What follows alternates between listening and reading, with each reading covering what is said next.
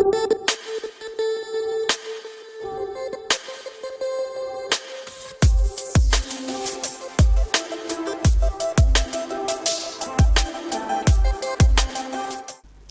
Hello my YouTube family, কেমন আছো তোমরা সবাই? আশা করি তোমরা সবাই ভীষণ ভালো আছো। তো এই ভিডিওতে আমি দুটো খুশির খবর নিয়ে চলে এসেছি, যার মধ্যে একটা হলো আমাদের চ্যানেলে 10,000 সাবস্ক্রাইবার ফ্যামিলি কমপ্লিট করে গেছে, যেটা কোনোদিনও ভাবিওনি আমি যে আমার চ্যানেলে 10,000 সাবস্ক্রাইবার ফ্যামিলি কমপ্লিট হবে এবং আমার চ্যানেলে ফ্যামিলি মেম্বার সংখ্যা হবে 10,000।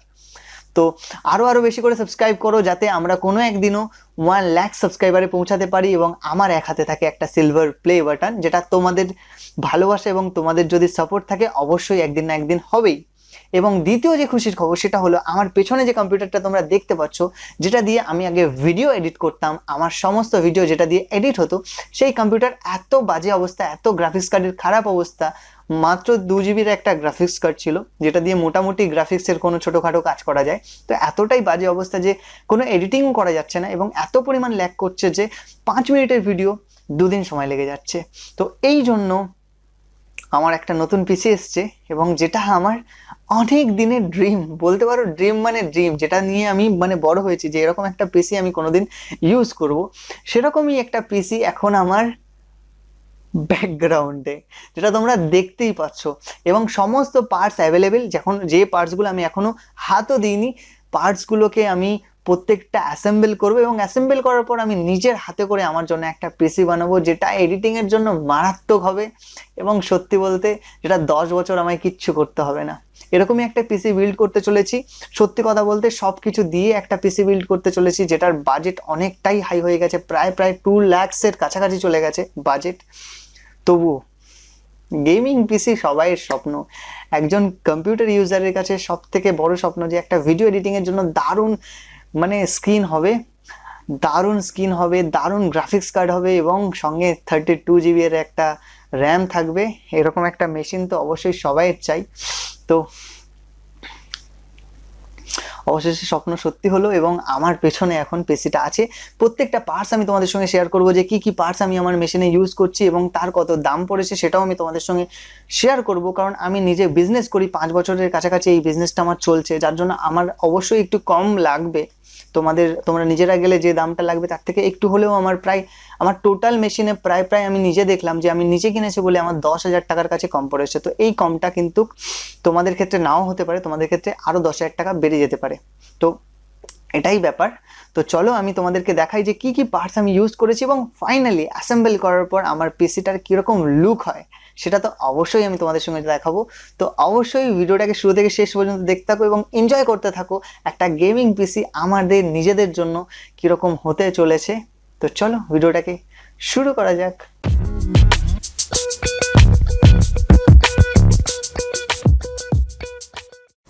সো সবার প্রথমে আমি যেটা দেখাচ্ছি সেটা হলো আমার মনিটরটা, যেটা 144 হার্জের ডেলের একটা মনিটর, যেখানে স্ক্রিন কোয়ালিটি সত্যি বলতে মারাত্মক স্ক্রিন কোয়ালিটি।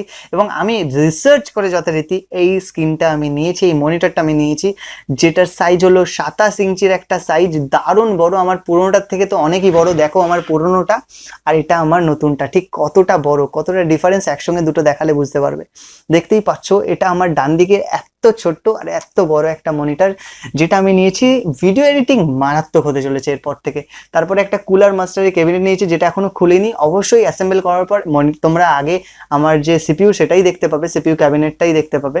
তো তারপরে আমি যেটা নিয়েছি সেটা হলো পাওয়ার সাপ্লাইয়ের জন্য একটা দারুণ কুলার মাস্টারের পাওয়ার সাপ্লাই, এবং অবশ্যই একটা গেমিং পিসির জন্য যেটা লাগে সেটা হলো মাদারবোর্ড। এবং মাদারবোর্ড যেটা নিয়েছি গিগাবাইটের B560M মডেলের মাদারবোর্ড, যেটা i9 পর্যন্ত সাপোর্ট করবে প্রসেসর, এবং তার সঙ্গে সঙ্গে গেমিং যে এক্সপিরিয়েন্স সেটা মারাত্মক দিতে চলেছে। এবং তারপরে যেটা আমি ইউজ করেছি সেটা হলো, ও মাই গড, ভাবতে পারবে না, গিগাবাইটের GeForce RTX 3050 graphic card, 8 GB graphic card. Oh my God, যেটা আমি ভাবতেই পারি না যে আমি কখনো কোনো দিন 50,000 টাকার কাছে খরচা করে একটা গ্রাফিক কার্ড কিনবো। এবং এর মধ্যে অনেকেই বলতে পারো যে রাইজন প্রসেসর লাগাবে, কিন্তু আমি রাইজনে যাইনি, আমি গিয়েছি ইন্টেল i7 কোর 11 জেনারেশন যে প্রসেসরটা আছে সেটাই আমি এখানে ইউজ করেছি। 12 জেনারেশনটা অতটা সাকসেসফুল যায়নি, ওই জন্য আমি 11 জেনারেশনটাই ইউজ করেছি। এবং একটা নর্মাল কিবোর্ড নিয়েছি কারণ আমি ডেইলি কাজ করি এবং ডেইলি কাজের জন্য আমি একদমই RGB প্রেফার করি না, কারণ RGB থেকে আমার নর্মালি অনেক ভালো। এবং তারপরে নিয়েছি 16GB × 16GB দুটো র্যাম, যেটা টোটাল 32GB এসে দাঁড়াচ্ছে, এবং একটা NVMe M.2 যেটা 1000GB বা 1TBর একটা SSD, এবং তার সঙ্গে সঙ্গে আমার CPU ক্যাবিনেটটাও কুলার মাস্টারের পুরোপুরি ট্রান্সপারেন্ট একটা কুলার মাস্টার ক্যাবিনেট, যেটা অবশ্যই তোমাদেরকে আমি শেয়ার করব। তো একবার জাস্ট দূর থেকে আউটলুকটা দেখো যে কি রকম লাগছে, জাস্ট ও মাই গড, ফাটাফাটি। আমার তো মানে ভাবতেই পারছি না যে কখন আমার মেশিনটা রেডি হবে আর আমি কখন ইউজ করব। তো লেটস গো।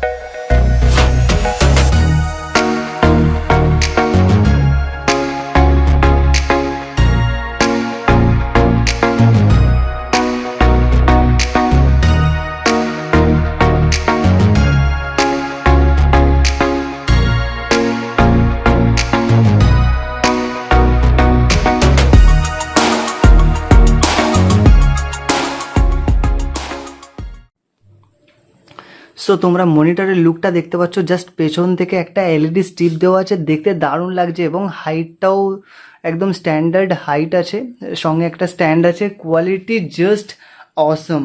এবং সামনে থেকে দেখাবো তোমাদেরকে, জাস্ট দেখো ভীষণ ভারী, প্রায় 10 কিলোর কাছাকাছি ভারী আছে এটা।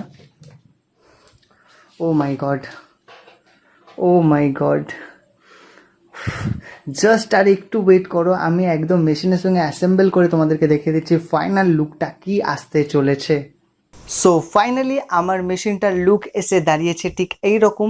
এবার আমি স্টার্ট করব, জাস্ট 1 2 অ্যান্ড পাওয়ার অন।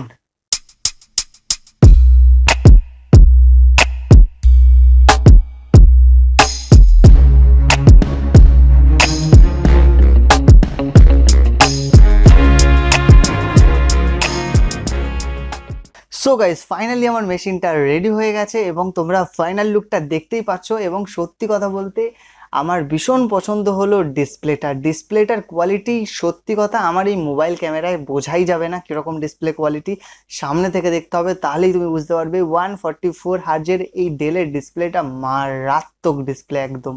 এবং সত্যি কথা বলতে কি, আমি একটুখানি তোমাদেরকে ফোকাস করে দেখাতে পারি কোয়ালিটিটা, জাস্ট কালার। কিন্তু এখন আমার এই মোবাইলের কোয়ালিটি এতটাও ভালো না যে ডিএসএলআর এর মতো করে আমি দেখাতে পারবো। তো আর এটা আমি সামনেটা ইচ্ছে করেই ঢাকারই নিয়েছি, কারণ দেখতে যতই ভালো হোক আলটিমেটলি ধুলো পড়ে এমনিই নষ্ট হবে। তো সামনেটা ঠিকই আছে, একদম লুকিংটা ঠিকঠাকই। এবং কুলার মাস্টার আমার ভীষণ ভালো লাগে, কারণ কুলার মাস্টারের কোয়ালিটি মারাত্মক। এবং একটা সাইড ট্রান্সপারেন্ট, তো এটাকে একটু ঘুরিয়ে রাখতে হবে, তাহলে দেখতে একটু ভালো লাগবে। জাস্ট এরকম করে একটা সাইড আমি ঘুরিয়ে রাখার প্ল্যান করেছি, কিন্তু এখন এতটাই শর্ট জায়গা যে আমি ঠিকই করতে পারছি না যে আমি কোথায় রাখবো এটা। তো যাই হোক, এটা সেটা পরে হবে এবং ভবিষ্যতে আরও ভিডিও আসতে থাকবে। তো আমি জানি অনেকেই বলবে যে RGB কিবোর্ড নিতে, কিন্তু আমার নর্মাল কিবোর্ডই ভালো লাগে, কারণ আমি ডেইলি ইউজ করব এবং যা ডাস্ট যা ধুলো পড়ে না, তাতে RGB কেন, যে কোনো জিনিসই খারাপ হয়ে যাবে আমার কাছে। কারণ আমি জানি এইগুলোকেও মেনটেন না করতে পারলে এতটা বাজে দেখতে হবে কদিন পরে, সেটা ধারণার বাইরে। তো যাই হোক, ফাইনালি ড্রিম ট্রু হয়েছে এবং এটা তোমাদের জন্য। এবং সত্যি কথা বলতে কি, আমি আমার চ্যানেলে 10,000 সাবস্ক্রাইবার হবে, এটাও অনেক, মানে ভীষণ, মানে একটা স্বপ্নের থেকেও বড়। কারণ 10,000 সাবস্ক্রাইবার এই সংখ্যাটা আমার কাছে ভীষণ বড় একটা সংখ্যা, এবং আমি চাইবো যে এই 10,000-এর পরে আরও একটা শূন্য আসুক, এবং অবশ্যই আমার হাতে একটা সিলভার প্লে বাটন আসুক, যেটা আমি ইউটিউব থেকে পেতে চাই তোমাদের থ্রুতে। তোমরা যদি একটু সাপোর্ট করো, তাহলেই কিন্তু এটা পসিবল, এবং এরপর থেকে অবশ্যই এডিটিং রিলেটেড আর কোনো সমস্যা হবে না। সো ভিডিও আসতেও আর কোনো প্রবলেম হবে না। তো এরপর থেকে next back to back video আসতেই থাকবে, এবং তোমরা ভিডিও পেতেই থাকবে। আর হ্যাঁ, ভিডিওটা কেমন লাগলো অবশ্যই জানাতে ভুলো না, এবং যদি এখনো আমার চ্যানেলটা না সাবস্ক্রাইব করে থাকো, নিচে লাল কালারের যে সাবস্ক্রাইব বাটনটি আছে সেটিকে সাবস্ক্রাইব করে নিয়ে পাশে থাকা বেল আইকনটিকে প্রেস করে দিও to get all the video notification. দেখা হবে নেক্সট এমনই কোনো ভিডিও নিয়ে। ততক্ষণের জন্য I am Dipankar. Good bye.